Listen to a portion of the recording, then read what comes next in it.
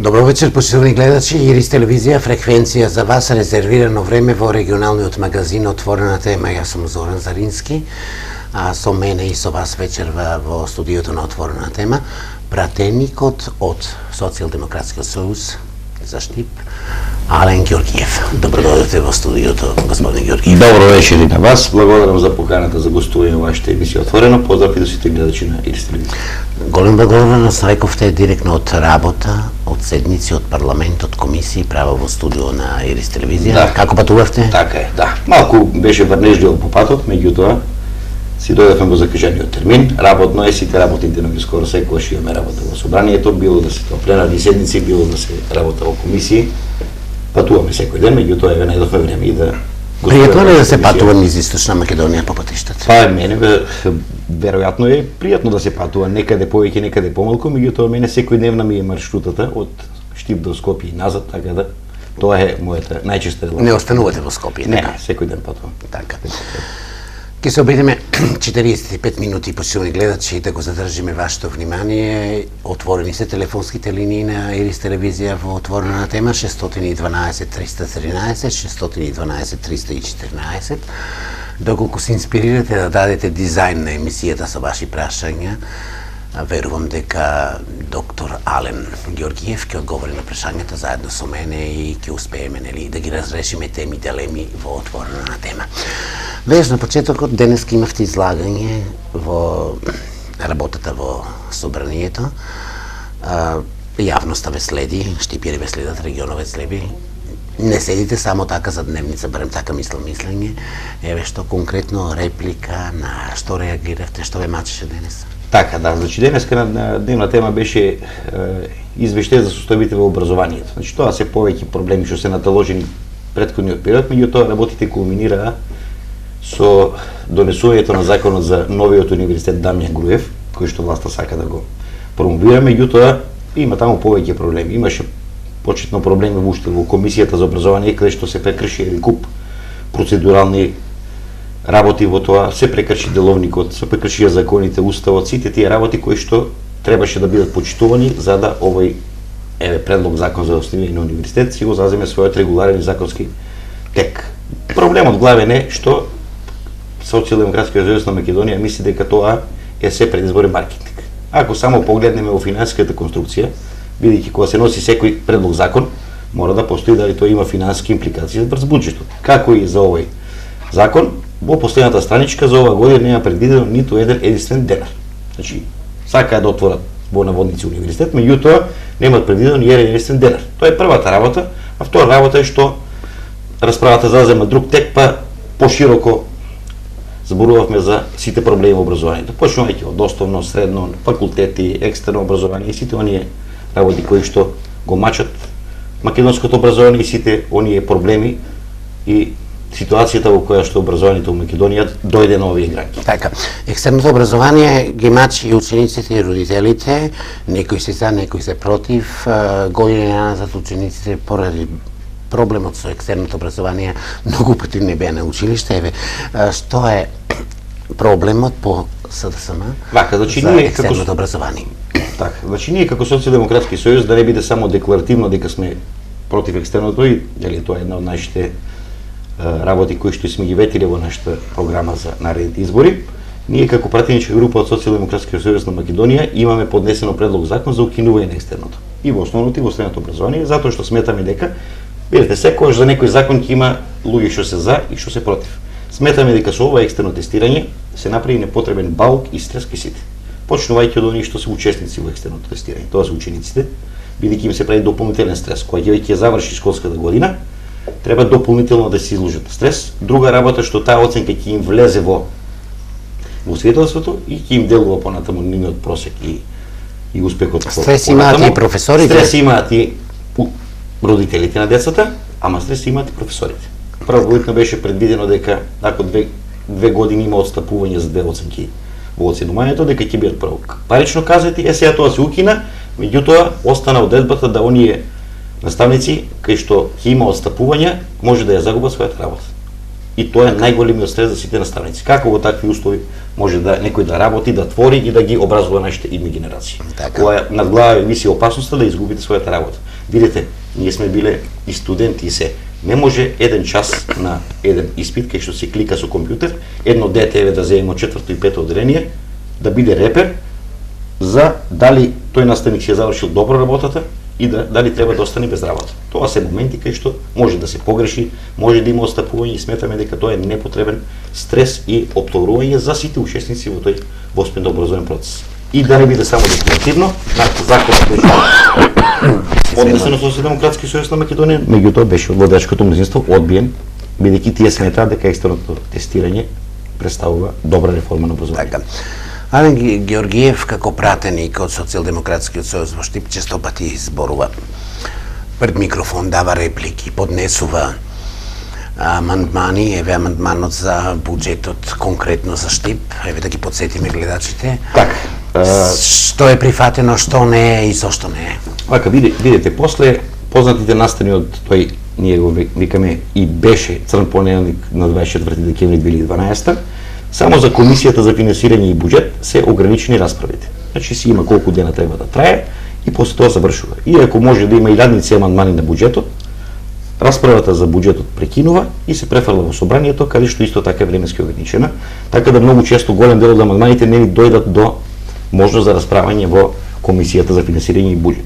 Јас како представник на Социјалдемократскиот сојуз на Македонија, тоест пратеник од Штип и од регионот од изборна единица број 3, имав поднесено неколку амандмани, наред дојдоа за образлагање два од тие што ги поднесов. Едниот беше да се набават автобуси за јавен градски превоз во Штип и второто беше да се изгради студентски дом. Точно најдовме каде има непродуктивни трошоци во буџетот, од кои се институции може да се скрати, за да се овие работи да се добијат, да ги имаме во Штип. И едниот и другиот предлог, поточно амандман на буџетот, не беа прифатени од водачкото мнозинство, вклучувајќи ги и нашите пратеници од Штип. Изговорите беа не било исплатливо, имало обиди и така натаму, меѓутоа мојата цврста определба беше дека пензионерите и во Штип и во Скопје се исти. Гласот на пензионерот во Штип е исти како и тој во Скопје. Даноците што ги плаќаат во Штип се исти во Скопје. Така да, ако дадете вие автобуси, а може да дадат и во Штип, ако има возможности вие бесплатно возење и на нашите штипски пензионери, и на нашите штипски студенти, автобусите ќе беа полни. Сметам дека е тоа дискриминација. Зошто сите проекти и јас ги нарекувам додворување на гласачите да ги има само во Скопје. И сметам дека можеше и имаше начин да се овој проблем реши. Ќе беа полни автобусите и нашите пензионери ќе се воде за се. Било за прошетка, за разонода, за не дај Боже за медицински проблеми, за секојдневна комуникација, за прошетки за одење на кампус 4 и така натаму. Значи ќе беа полни автобусите и ќе имаа бенефит и нашите пензионери. Верувам дека па и граѓаните на Штип, ако сакате да оценим. Верувам дека некој од умните глави ќе подразмисли и ќе може и да се коригира. Вие зборувавте за тоа и тој предлог кај граѓаните остави впечаток, нели, резултатот ќе се види понатаму. Ние не треба само декларативно да бидеме само за граѓаните. Значи треба кога ќе дојде момент на одлука, треба тоа да се покаже, да го поднесе амандманот, некој да го прифати и така натаму. За студентски дом исто така имаше амандман да се изгради. Значи од 2007 имаме универзитет, а се уште немаме студентски дом. Студентите имаат проблем, не може да радат сместување, одат по станови, некој патува. Штип како универзитетски град би требало да има и студентски дом и кампус. Така. Речијата колку имаме некој гледач на линија, телефоните звонат, може да не вклучите. Ако сме веќе вклучени, добро вечер, во отворена тема сте, поведете. Добро вечер. Добро вечер. Добро вечер. Ало. Ве слушаме, добро вечер. Добро вечер. Поздрав до пратеникот доктор Ален Георгиев. Благодарам. Па ја би сакал едно прашање да му поставам. Повелете, господине. Студентите во Скопје имаат огромен попус, ево за градскиот саобраќај, и јавноста, поготово и пензионерите. Дали во иднина, ако дојде Социјалдемократскиот сојуз на власт, ќе заживее градскиот саобраќај во Штип и студентите да се спасат од одење пешки и да имаат и они јавен превоз. Дали тоа ќе го остварат? Поздрав до пратеникот. Благодариме за јавувањето, господине, ние зборувавме веќе за тоа, да му да објасниме. Да, мислам дека одговорот веќе го дадовме. Да го повториме уште еднаш за гледачот. Така, на изборите на 5 јуни 2016 година Социјалдемократскиот сојуз на Македонија ќе победи и сите овие мерки кои што се во интерес на граѓаните ќе испроведе. Студентскиот дом и е дел од нашата партиска програма, а за ова ќе обстоиме цврсто, затоа што ова не еднаш од пратениците на Социјалдемократскиот сојуз на Македонија овој амандман даден и секогаш бил одбиван од страна на владачкото мнозинство. Така. Законски иницијативи давате како пратеници, кои се прифатени, нешто се допадна? Вака, можам да информирам јавноста, претпоставам дека дел од штипската јавност веќе има увид во тоа кои се законски решенија Социјалдемократскиот сојуз на Македонија ги има поднесено. За разлика од сите закони на владачкото мнозинство, кои што се, еве да речем, гол популизам, ние од кога влеговме во собранието и кога тоа беше техничко враќање во собранието како резултат на Пржинскиот договор, за да не останеме само декларативно дека се грижиме за граѓаните, ние поднесовме многу важни закони за повеќе категории на граѓани и сите до еден беа одбиени со разни изговори од владачкото мнозинство. Значи, внесовме, како што веќе го спомнав, закон за да се укине екстерно тестирање, беше глатко одбиен. Понатаму, многу важно за Штип е текстилен град, град на текстилот. Внесовме закон за минимална плата, со која што веднаш минималната плата ќе беше 11.000 денари. Само да ги постам граѓаните, претходниот закон за минимална плата е донесен 2008 и требаше до 2012 година да дојде до таа сума која што беше предвидена. Па се одложи за 2-3 години и денес е на ниво на 9.500 и нешто, со тоа што од наредната година ќе биде 10.500 денари. Значи и тој предлог се одби со милион различни изговори. След тоа ќе беше голем импулс за градот Штип, бидејќи кога минималната плата ќе дојдеше до 11.000, автоматски сите други плати ќе отидеа нагоре. Имаше и изговори дека не можело тоа така, требало да се договара и така натаму, меѓутоа пари и волја и желба имаше од наша страна за тоа, меѓутоа и тој законски предлог се одби. Понатаму, кога се покачуваа пензиите, кога зборевме дека пензиите и социјалната помош или покачувањето тоа фамозно 5%, а не е 5%, тука е линеарно по 641 ден на сите, сега пензиите ќе се покачале од септември 2016, а од јуни ќе се покачала социјалната помош. Тоа е тој ефтини гол популизам. Ние влеговме со измена на тој закон да почне да важи од 1 јануари 2016 година. И ако беа искрени на својата намера, требаше да прифатат и од 1 јануари да ги добијат. Меѓутоа, тие чекаа прво нели да поминат изборите, па ако бидеме ние ќе ги покачиме од сите. Тоа е уште еден доказ, како што и мал милион докази имаме, дека тука се работи за ефтин популизам и собирање размислувањата на Социјалдемократскиот сојуз околу стажот, околу пензиите. Ние си имаме програма, тоа многу скоро програмскиот конгрес нас заврши, нашата програма многу скоро ќе почне да се дистрибуира меѓу граѓаните, ние лично ќе одиме на терен врата до врата и ќе им ја кажеме на луѓето, има мерки и постапки што ќе се однесуваат на целото население за подобрување на стандардот на сите. Главната поента е враќање на средната класа. Денес во Република Македонија 80% живеат сиромашно или на мизерно ниво. Без економска слобода не може да збориме и за други видови на слобода. Денеска Социјалдемократскиот сојуз во Штип со пресконференција пред новинарите за фантовски гласачи.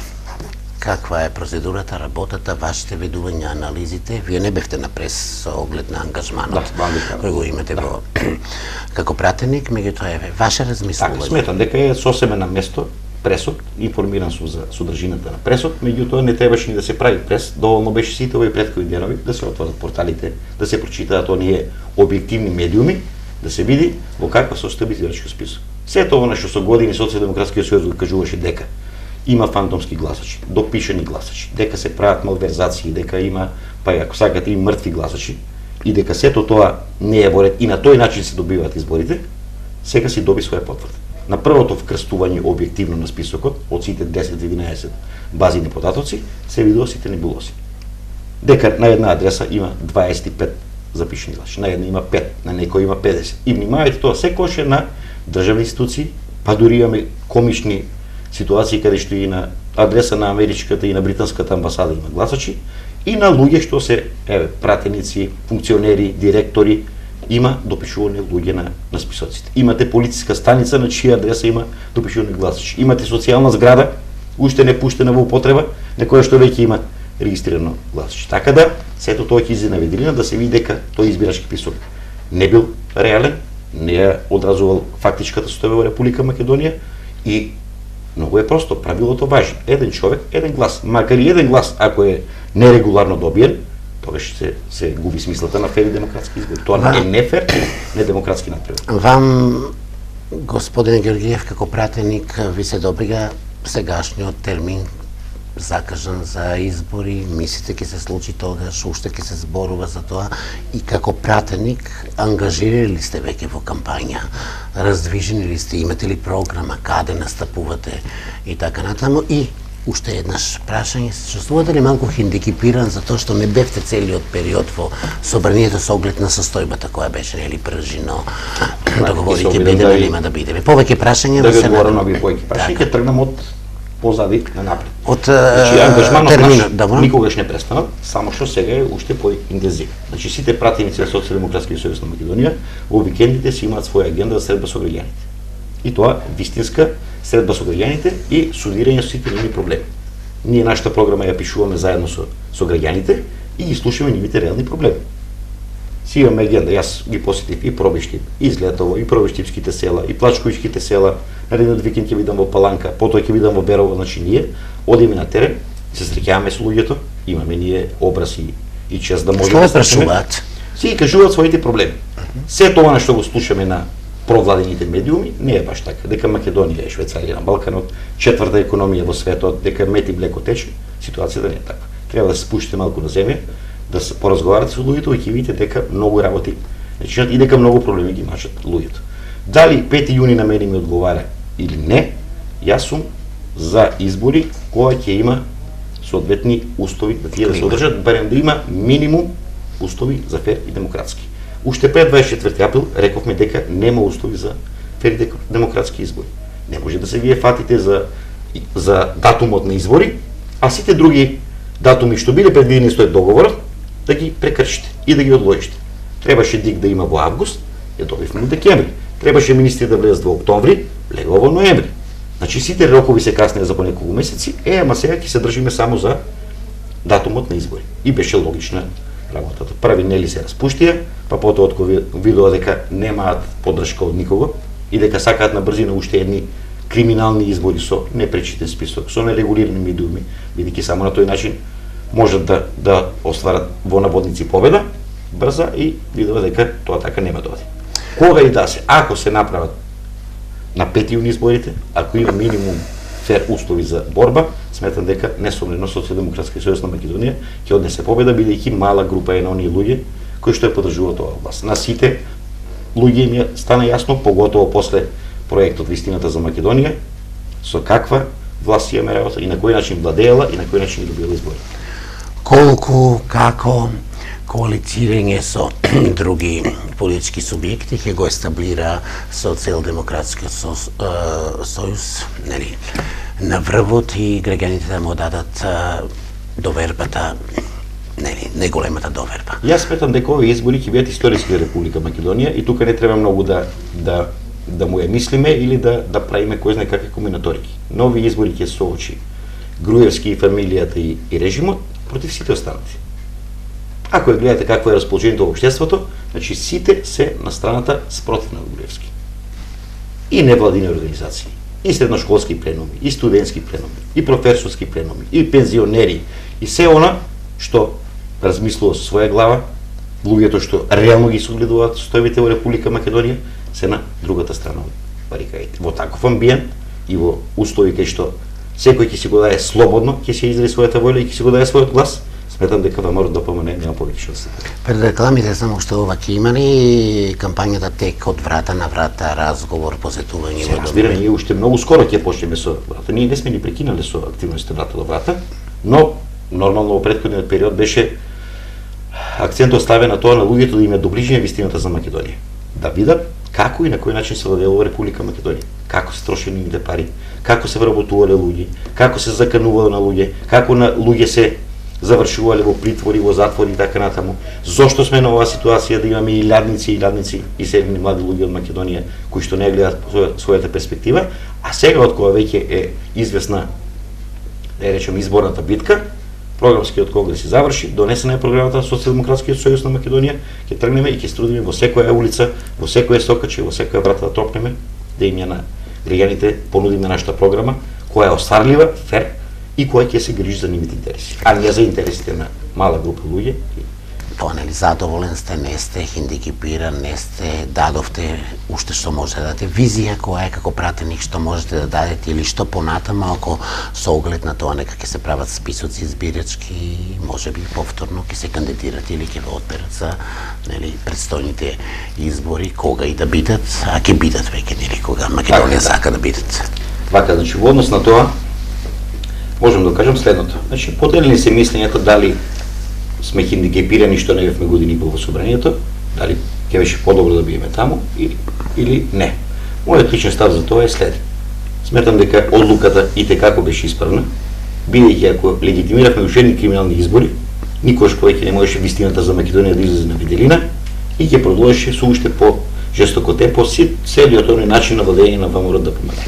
Сметам дека одлуката беше исправна, да се бойкотират институциите, да не се признаат резултатите од такви избори, да излезе вистината на виделина и без разлика што ние сме веќе 6 месеци во парламентот, сметам дека корисно е да има за државата опозиција, а поготово конструктивна опозиција која што е Социјалдемократскиот сојуз на Македонија. Мислам дека тоа го докажавме со целиот сет на оној закони кои што ги несовме во собранието, кои што беа од интерес за граѓаните.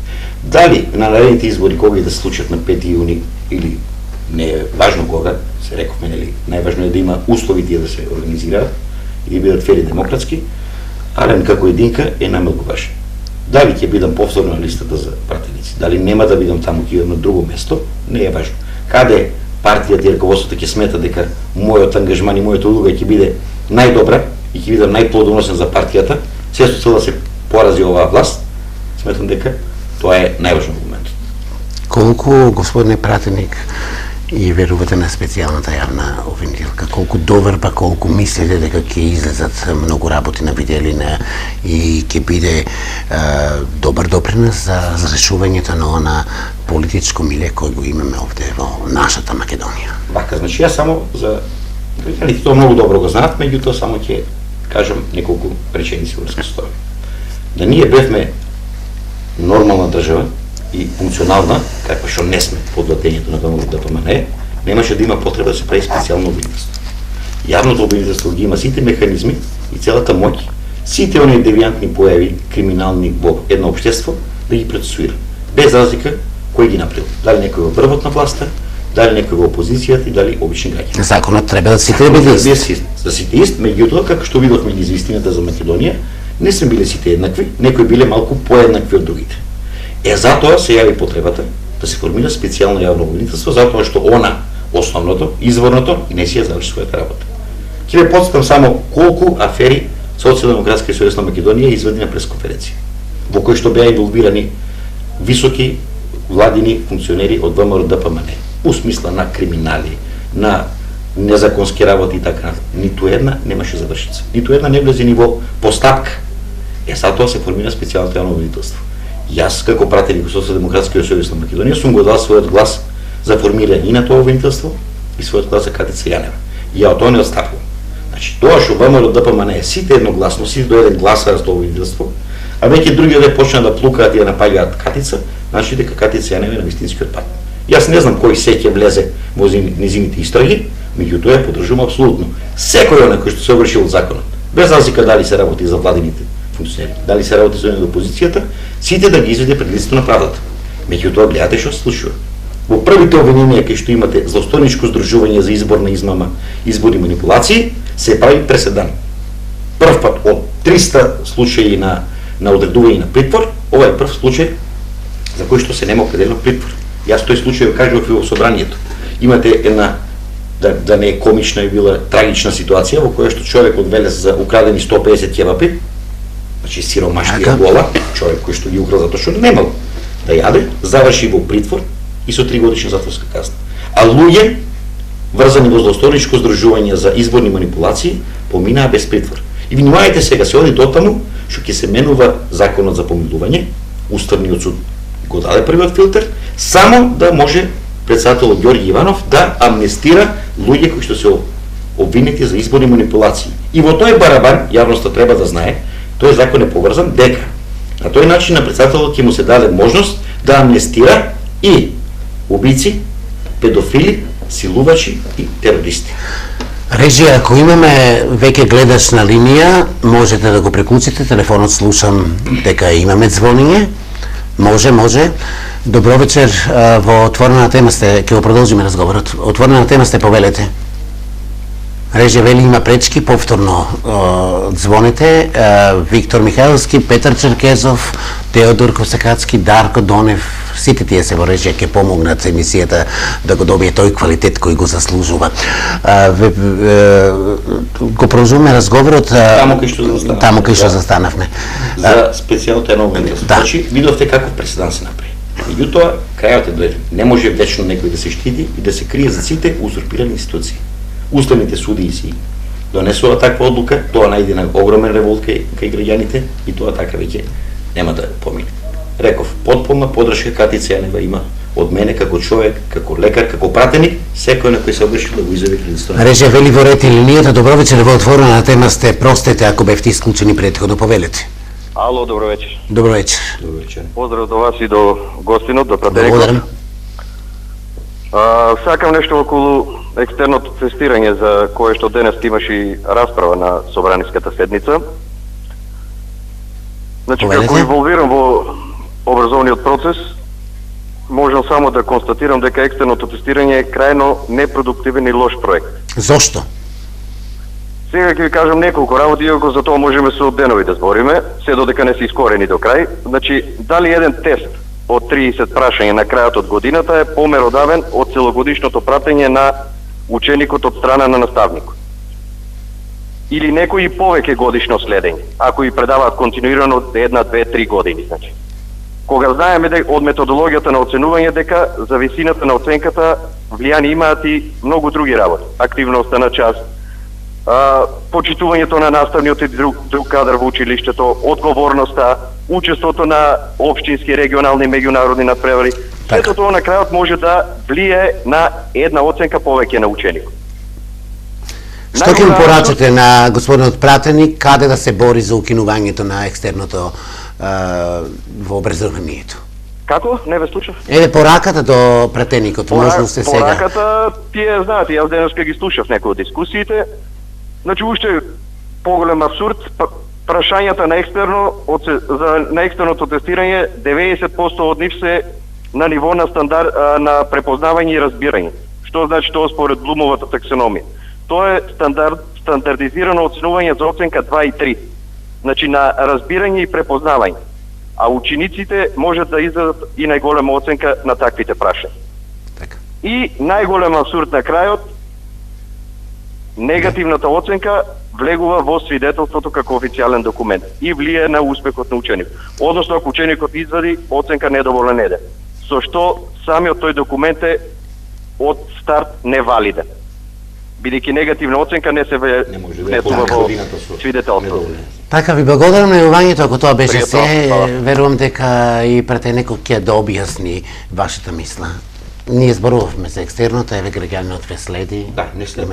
Само се надоврза на сето она што ја во контекст на времето не може сакав да навлегувам подлабоко, меѓутоа они што се инволвирани во тој процес го знаат целата апсурдност на тоа. Реков дека не може тоа да влијае на оценката. Еве го каже и гледачот тоа. Значи што недоволен еден во свидетелство се крши законот.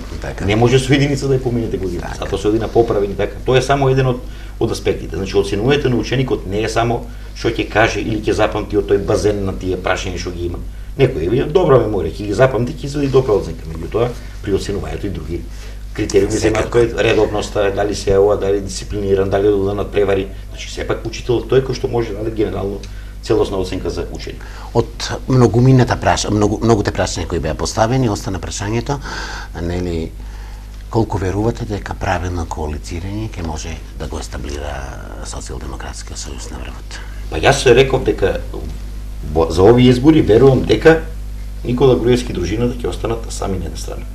И сите други граѓани, слободолюбиви, луѓе кои што сакаат да дојдат до променова власт, ќе дојдат од другата страна. Социјалдемократскиот сојуз ќе биде само една нитка, една карика, еден шраф во таа целата машинерија која што треба да се обедини и да стави крај на нова власт. Преденче, ви се допаѓа ли тоа што имаме одлив на млади умови, млади интелектуалци на Запад? Лекар, ваш колега, може би на Запад ке работи во Макдоналдс или ке работи градежни работи, а нема да го даде она за која нели во државата најдобро го дава, нели за образованите зборуваме, нема да кажеме какво е, што е и каде ни се мерките, меѓутоа ви се допаѓа ли вам лично? Мене лично ми се допаѓа да идат да видат како е да се вратат младите, вашето размислување. Така, значи не може тоа да мене да ми се допаѓа, како што прошли на сите граѓани на Република Македонија ми се допаѓа. Прво оние што се инволвирани во тоа, кои ќе ги загубат своите синови и ќерки, кои ќе отидат во странство да работат. И да ги гледаат на Skype. Каменот си тежи таму кај што му е местото. Кој сака да си гледа внуците, децата, ќерките и останатите преку Skype. Меѓутоа, иако одливот на луѓе го имало секогаш, сметам дека последните години во времето на владењето на ВМРО ДПМН има попримен облик на цунами. Значи, стотици илјади млади, претежно образовани кадри отидува во странство и тоа е според мене недоместлива штета за Република Македонија. Значи, краткорочно и долгорочно државата Македонија многу ќе загуби со тоа. Тоа се образовани кадри, колку години треба да само земете, ќе кажам бидејќи јас сум лекар, да создадете еден лекар. Без разлика дали е хирург, интернист, така натаму. Значи минимум 10 до 15 години да го добиете, а западните држави ќе си го добијат готов, без вложен денар или евро во него и ќе користи на таа држава. Ама тоа е така, затоа што нив не им смета што ќе дојде тој од Балканот. Ако откори за државата, дали таа се вика Германија, дали се вика Швајцарија, Шведска и така натаму, тие ќе го инкорпорираат во системот. За разлика од Република Македонија, каде што ако местниот комитет не даде дозвола на ВМРО ДПМН да бидеш примен, не може пиле да полете. Така. Вие ќе останете лекар и после тоа, нели, кога ќе бидете пратеник и нема да бидете пратеник, останувате лекар до крај. Колку ви се допаѓа тоа што сте веќе имате имали на клиничка болница, проект најголем, со современи проекти, дизајн, работа, ќе се случи, се надевам, се радува регионот, ви се допаѓа ли оваа идеја? Вака, значи тука се после ќе ја прашам за проблемите во здравството. Добро, значи прво да кажем за таа фамозна Штипска клиничка болница. Како лекар кој што порано или подоцна ќе се врати да работи во таа болница, не може тоа сте по вокација вие, така. така. Да не ми се допаѓа ако се изгради нов објект. Тоа е прва работа. Втора работа, не може на граѓаните, бидејќи ние сите сме потенцијални пациенти. И вклучувајќи еден ден сите таму одиме. Можно е да сите бидеме корисници на услугите. Тоа не може да не се допаѓа. Мене што не ми се допаѓа од целата ситуација? Сметам дека овој пат Социјалдемократскиот сојуз на Македонија ќе се ја добие довербата и ние ќе бидеме тие кои што ако веќе почне да се реализира оваа идеја, ние ќе ја довршиме и ќе отвориме таа Штипска клиничка болница. Ми смета што сите години наназад и сите изборни циклуси ВМРО ДПМН пред секои избори сечеше ленти и фрлаа лопати во темелите. Само за информација на граѓаните, пред 3 месеци конечно е добиена дозвола за градба и сега се верувам платени комуналите за таа болница и сега е земен кредитот од Европска банка од 30 милиони евра, што ќе треба да се искористи за таа болница.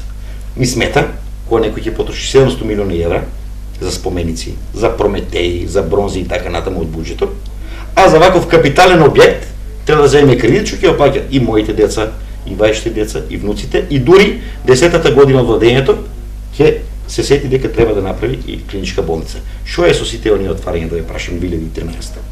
Отвараа болница, доаѓаа луѓе, аплаудираа, се фрлаа лопати и темели, а знаеле дека немаат ниту пари, ниту дозвола за таа.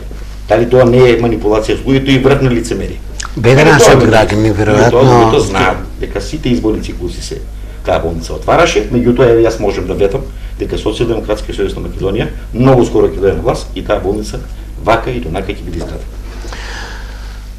Што ви пречи во здравството? Лекови во кардиологија, имавте пресови, зборевте проблеми, кажавте ваква е состојбата, еве вие комуницирате со колегите, еве ќе речем за Штип или општо на ниво на Македонија, каква е состојбата со лековите? Значи состојбата, дали ќе зборуваме ние за Штип или ќе збориме на ниво на цела држава, е многу позната. А само тоа и на представниците од водачката партија во собрание ми вам кажам.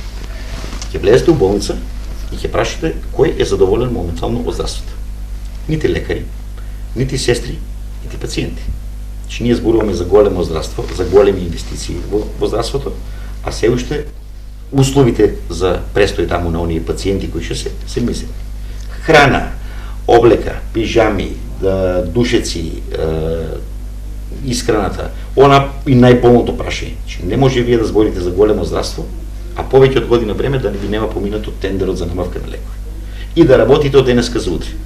Ќе снема конец, ќе снема газа, ќе снема мрежа, ќе снема клипсе. Вие ги знаете подобро тие работи. Го знаат и граѓаните. Сите они што биле таму, нема еден граѓанин кој што нема купено лек за своите потреби. Значи, основни работи не достигаат. Денеска ќе фали антибиотик, утре ќе фали некој друг лек, аналгетик и така натаму. Па иште го абсурдот се. Имате забрана од Министерството за здравство, пациентите кои што се на болничко лекување сами да набавуваат лекови, ви доаѓа пациент кој што мора да го лекувате, а вие ги немате затоа што тендерот не помина. Како ќе го лекувате пациентот? Значи свесно, кршејќи го законот, ќе го пратите да си ги купите тие лекови, утре да си ги бара парите се вратат назад. Тоа збориме за основни работи, не достигаат. Значи аналгетик кој што шини 20 денари, 25 денари, ампули такви не достигаат. Како ние ќе збориме за големи достави во здравство? Така. Опремата сама по себе не ги лекува пациентите. Колку Значи и задоволството на лекарите и на сестрите и достапноста на основни медицински материјали. Колку на Ален Георгиев како граѓанин и како пратеник му се бендисува нешто што се случува во Штип во оваа наша градежна офанзива. Некои така велат дека во Штип има градежна офанзива. Има ли нешто што лично еве како граѓанин на Штип ви се допаѓа, како пратеник и нешто што рече, ќе го кажем, нели во вашата визија политичка и вашиот естаблишмент понатаму би сакале да го продолжите? Мене отиње ми се допаѓа. Вака, да се не доврзаме тоа. За разлика од нашите политички опоненти, кај што е се црно, се што она го има создадено Социјалдемократскиот сојуз на Македонија, а граѓаните не треба да заборават дека Социјалдемократскиот сојуз на Македонија е јудрите темелите на оваа независна држава, сите институции. Понатаму дека Социјалдемократскиот сојуз на Македонија беше оној кој што ја извлече Македонија од виорот на војната 2001 година, наследи држава после војна, успеа за 3 години да ја донесе на портите на Европската унија како земја кандидат, сето тоа да се упорно да се негира. Еве, прашањето беше конкретно, ќе одговорам како граѓанин на Штип.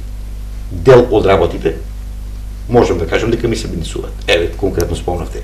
Отиње може да спомнам патеката покрај реката Брегалница и тоа е се окей. Постадот ви се допаѓа? Обратно воопште не ми се допаѓа право, без разлика што се потрошија многу пари. Сметам дека ни најмалку не е поубав од тој што беше претходниот и поуставо што тоа имаме веројатно единствена ситуација дали по Македонија и во регионот, кај што на места предвидени за фонтани, ние имаме сега жардињени таму со цвеќе. Тоа е друга работа, дали мене ми се бенисува. Тоа беа работи што можам да кажам дел од локалната власт зависат и нормално универзитетот Гоце Делчев е работа што е за поздрав и што секогаш сме го поддржувале. А дали имам работи што се негативни како човек и како политичар? Што ви се допаѓа, може да кажете. 60 минути ќе ви така. Имаме гледач на линија, повелите во отворената програма на Ирис телевизија, сте повелите. Ало? Да, добро вечер. Добро вечер. Добро вечер. Гледач од Кочани. Повелите. Поздрав до емисијата, поздрав до докторот. Благодарам. И сакам да ви се представам, нема да бидам анонимен. Повелете. Јас сум Зоран Ѓоргиев од село Тргање Кочани. Го поздравувам докторот. Благодарам. Многу поздрав до докторот. Емисијата ви е баш на место и сакам за истите проблеми прво да се заблагодарам на докторот, бидејќи ми има правена операција во болницата, а сум задоволен од од операцијата на докторот, меѓутоа не сум задоволен од болничкото лекување, затоа што сите лекови морав да си ги платам, мрежа, гази, се што сум купил, меѓутоа морав да го направам тоа, го сваќам и докторот, не сум побарал ни да ми се врши контакција да ми се вратат средствата и никогаш нема да го побарам тоа. Само сакам да изразам една благодарност за докторот, за тоа што јас сум задоволен, операцијата ми е успешна и мислам дека секогаш ќе бидам благодарен. А што до средствата што гледам дека ќе се гради нова болница, јас мислам дека таа болница ќе биде за сите граѓани, што кажа докторот, што слушав, јас слушам емисијата, дека тоа ќе биде и за докторите удобро и за нас пациентите. Меѓутоа, за жал, тоа многу касно им текна на нив да градат. Јас од тога сакам да кажам дека се разборев. Зошто мисли дека касно никогаш не е доцна? Беше во зимскиот период и донасахме од дома кебиња, упучихме 2 грејалици проекта, меѓутоа за жал тие 2 грејалици настана проблем вечета, па цркна осигурачи и останавме без никакво затоплување. Така, ви благодарам на јавувањето во прилог на времето, господине. Благодарам од името на Ирис телевизија на вашето јавување. Благодарноста беше на вас како доктор. Јас верувам дека граѓаните ги преpoznаваат и како пратеник и натаму ќе имате благодарност. Кога работел во болницата, тоа веројатно било поодамна, бидејќи јас веќе скоро убаво е. Су надвор од болницата. Океј, мислам дека се надобра за неколку збора. Да. И човек услугите во болницата си и каже основните проблеми кои што ги кажав јас. Така. Значи можеме јас да бидам и субјективен, меѓутоа граѓаните. Имаме пред крајот на емисијата повторно јавување. Добро вечер, повелете во отворена тема сте. Добро вечер. Добро вечер. Добро вечер. Поздрав до емисијата и до Зарински, Зоран Зарински. Благодарам. И сакам нешто да кажем околе доктору, але дали нешто беше критича прво за темел болница да кога ќе се гради. Добро. Камер темелник и болница изгради се. Ево почна уградба, ќе се гради за 2 години. Дали у поранешното време у СДС нешто имаше градено, или опрема нешто, или верда, или некои апарати дали се унесеа. Добро. Нека каже нешто дали имаш унене. И со колку плата располага, и со кој инвентар располага. Во ред. Дали имаше нешто ново, и колку плати. Дали имаше нешто за некој да се специализираа некои доктори. Негде, дали праќа, до Скопје толку. До Скопје тоа што беше тоа, на маса и толку. Во ред, ви благодарам на јавувањето, со прилог на времето ќе може да ви одговори доктор. Ви благодарим на јавувањето. Значи, дали предходно имало идеја, нели? Добро, сега вака ќе пробам кратко во интерес на времето да уште малку имаме. Пробам за благодарам за прашањето, а сега да пробам да му одговорам. Во времето на СДСМ условите беа исти во оваа болница е градена пред 40-50 години, имаше се што му треба на еден пациент за основни материјали. Болничката аптека беше полна, никој не се гриеше дали ќе има антибиотик, дали ќе има алгетик, дали ќе има мрежа, дали ќе има клипси и така натаму. Платата ја спомна господинот гледач. Во тоа време, со платата што ја земе во времето на СДСМ, како што го викат, и сега сметам дека многу подобро живеев отколку денеска. Тоа е втората работа и третата работа ќе му кажам што направил СДСМ, често знаат тоа од ВМРО. Не живеете добро како пратеник? Па малку подобро отколку лекар. Така. Тоа што СДСМ како наследник на Сојуз на комунисти на Македонија е сето тоа што ние го имаме изградено, ВМРО не може да го моледисува. Така да е дегутантно да зборуваме кој што направил, кој што е направил. Ова ќе биде последниот гледач ако го вклучиме, бидејќи уште многу малку имаме прашањата и остава, можете да го вклучите последен гледач. Може режија? Добро вечер, во програма сте, повелете. Сакам да кажам нешто. Ало. Само кратко кажете со прилог на времето, повелете. Да. Кои проекти, кажи на СДСМ таа сорта, кои проекти донесеа, кој закон, која плата, кој нешто донесе у нино време. Со кој улици ги градеа у нино време. Нека кажат нешто у нино време. Качира народо, територијална поделба, направија, струјата. Во ред, еве сега ќе се обидеме да ви одговориме. Повелете кои проекти и што подобро направило претходното кога било. Ќе му кажам, немам многу време, кои проекти. И кои ќе ги направите, кои ги видувате? Како што кажав, ја наследи државата у многу тежок момент. Рековме до каде успе да донесе.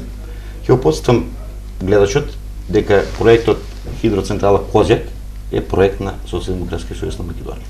И тоа е еден капитален објект од кој што има бенефит цела Република Македонија. Прво го заштити Скопје од поплави, а второ си произведуваме струја. За разлика од денеска, кај што РЕК Битола се помалку произведува струја, каде што хронично има дефекти и тоа, а се со цел да се увезува поскапа струја, по која што имавме можност бомбите за вистината за Македонија да слушнеме како и колкај милионски износи некој успел да стави во свој джеп, искористувајќи го тоа дека е подобро да увезе струја, него да вложи во хидроцентрали, во термоцентрали и така натаму.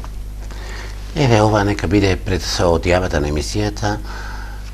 Ваше размислување за укинување предлогот од радиодифузната такса према македонската радиотелевизија, секако, нели, што би направиле доколку, нели, бидете на времето? Значи, укинувањето на радиодифузната такса си дел од програмата на Социјалдемократскиот сојуз на Македонија за следните избори. И тоа така ќе биде. Сметаме дека прво во моментот македонската телевизија е најмалку јавен сервис, платен од сите граѓани на Република Македонија, тука е претворен во партиско гласило на ВМРО-ДПМН. Недозволиво е, тука ќе ги тргнам на страна приватните телевизии, за кои што е дискутабилно каква уредувачка политика ќе си имат, зборам за националните концесионери, недозволиво е јавен радиодифузен сервис, најголемата опозицијска партија, со месеци да има пресконференции, на кои што објавува така наречени бомби или вистини за Македонија, ниту една секунда да нема пренесено од тие бомби. А сите вести да одат со воспевање на власта, со нивно величење, а се она сите оние малку минути кои што се резервирани за опозицијата, по дефиниција се за плукање по неа, за оцрнување, представување како шпиони, кодоши и така натаму. Значи, во овој момент МТВ не е исполнила својата обврска да биде јавен сервис на сите граѓани. Сметаме дека задолжителното плаќање на радиодифузна такса е голем проблем за граѓаните. Ние го тоа гледаме. Многу луѓе им имаат извршители тропната дома, на многу луѓе им се имат блокирано сметките, имате небулозни ситуации во кои што во фирми имате задолжено да плаќаат радиодифузна такса. Па луѓето на работа отидени и гледаат и телевизија. Така да, еве сега скоро беше пред некое време, се донесе финансискиот план за МТВ, цели 21 милион евра ќе влезат во МТВ, што од радиодифузна такса, што од буџетот, а после тоа неколку дена дојдовме до ситуација Управа за јавни приходи да ја блокира сметката на МТВ поради неколку милиони долг кон Управа за јавни приходи. Значи и со тие тешки милиони евра не можеше да ја заврши својата работа, дури ја донесува до Ваше размислување на предлогот на медиумите како може да станат поквалитетни? Која е шансата што Социјалдемократскиот сојуз може да даде? Значи прво, кој ќе зборуваме за медиумите и преговарачките процеси во врска со тоа, гледате дека власта полека за сите работи некако успеа да како да кажем, да омекне, да најде компромис, да се договориме, да одиме напред. Меѓутоа сметам дека најтврдокорна тема за власта е медиумите. Мислам дека во голем дел нивните победи, нивната позиција сегашна е резултат на она цврста контрола врз медиумите што има. Дали се работи за националните ТВ куќи, за радија, за печатени медиуми и така натаму, сметам дека тоа им беше голема предност и дека по никоја цена не сакаат да има, ние не бараме да има проопозицијски медиуми, бараме да има балансирани и неутрални медиуми. Тоа е единственото барање со Социјалдемократскиот сојуз на Македонија. Еве да ја искористам приликата да заблагодарам на Ирис телевизија што имав можност да ги изнесам своите ставови во емисија отворено, во директен пренос каде што можеме да слушнеме прашања од сите гледачи, да ги кажеме ставовите на Социјалдемократскиот сојуз, нашите визии. Тоа е до скоро беше речиси невозможно на сите национални телевизии, сите оние медиуми кои што се во кажете. Благодарам и вие што одвоивте време, остана многу прашања, јас ве закажувам повторно средба, ќе имаме избори, други дилеми, теми, дебати, повторно ќе гостувате. Немаше да ви го поставам прашањето, вие ги спомнахте бомбите, јас само ќе поставам на крај. Се чувствувате ли безбеден, дали некој ве слуша кога разговарате? Јас не се чувствувам безбедно како новинар. Вака, значи ако збораме за генерално за перцепцијата кај луѓето, многу често тоа во разговорите на луѓето што заговарале со мене, кога ќе треба да збора за некоја деликатна тема или за нешто што е поврзано со власта, сите го кажуваат ај не преку телефон. Како тоа да е вкоренето кај луѓето, како сите да се свесни дека веројатно ги прислушува власт. Меѓутоа, од прислушувани разговори може да се плаши само тој што прави нечесни работи и криминали. Ова што си прави секојдневни разговори, приватни и неврзани, не може да се плаши. Аз сметам дека се уште не е искорената таа навика да се прислушуваат телефоните на граѓаните. Така. А безбеден сум, иначе прашањето беше дали се чувствувам безбедно. Да, се чувствувам безбедно, немам што да крием. Така. Господин Георгиев, до толку е времето, 1 час веќе, ви благодарам поштовани гледачи вам на вниманието, вам ви благодарам на гостувањето. Реков, повторно ви отварам можност и покана во Ирис телевизија за други теми и телеми да разговараме како пратеник, како представник на ШТИП, како представник од изборна единица 3 од регионот. Ви посакувам успешна работа до кога ќе бидете, нели, таму. Благодарам на вас. И повторно да ни бидете пратеник така, тоа заштипи регионот. Ќе видиме како ќе времето ќе си покаже на која позиција ќе бидам. Уште еднаш да искористам приликата за благодарам за поканата да гостување во вашата емисија Отворено. Секогаш сум спремен за ваков тип на емисии, секогаш кога ќе поканите, го имате мојот збор дека ќе дојдам и ќе се јавам во емисија. Да им заблагодарам на гледачите што им зедавме 60 минути, се надевам дека го задржавме внимание. Слушава нешто што требаше да слушате од нас. Не можеме на сите да им се допадне, меѓутоа секогаш добро кој ќе имате можност, а тоа и с телевизија го направи бидејќи моите колеги од ВМРО-ДПМН имаа можност да гостуваат во вакви емисии, да чуат различни мислења, а ние да го донесат. Контактирате ли како колеги пратеници? Да, зашто да не контактираме? Тоа е многу дискутабилно прашање. Мислам дека тоа е правецот во кој што не треба да е Република Македонија. Ако ние треба да се гледаме како непријатели, па поготово кога читам сега нови работи по Вие сте представници на народот од овој регион, така? Ние сме таму да ги сутриме нашите идеи, нашите мислења, нашите несогласувања, да ги понудиме нашите визии и програми, а на граѓаните да им овозможиме право услови за да слободно изразат својата волја и тие да одлучат кој и како ќе ги води натаму. Нема причина ја да не комуницира со моите колеги од ВМРО-ДПМН, ние сме потекнали од изград, сме учеле заедно со нив, се среќаваме во градот, ова сето еден ден ќе заврши, ќе се вратиме кој каде што дошол, секојаш треба да си има еден коректен однос, да можеме да седнеме повторно, да испиеме на кафе и да си кажеме некоја работа. Убаво беше тоа што ви се заблагодари гледачот како лекар. Јас ви посакувам да ви се заблагодаруваат граѓаните и како пратеник, да го представите достојно Штип, онака како што доликува на градот под Исерот, а зашто не и регионот. Уште еднаш ви благодарам на гостувањето. Благодарам вас. Благодарам на вашата доверба, почитувани гледачи. Останете вака пред екраните на ИС телевизија. Уште има програмски содржини за доверба. Колегите мои во режија се обидоа да ги вклучат гледачите нели со прашања. Петар Черкезов, Виктор Михайловски, Дарко Донев, Теодор Косакацки, а вие следете го репризното издание и препорачајте го на пријателите ако ви се допадна ова вечерва на iris.mk. Можете да не следите и преку нашиот сајт. Репризното издание е пополно и утре некаде на Пладне. Повторна средба со мене во Отворена тема следната седмица, а утре истиот термин резервиран за друга тема и дилема. Секој добро.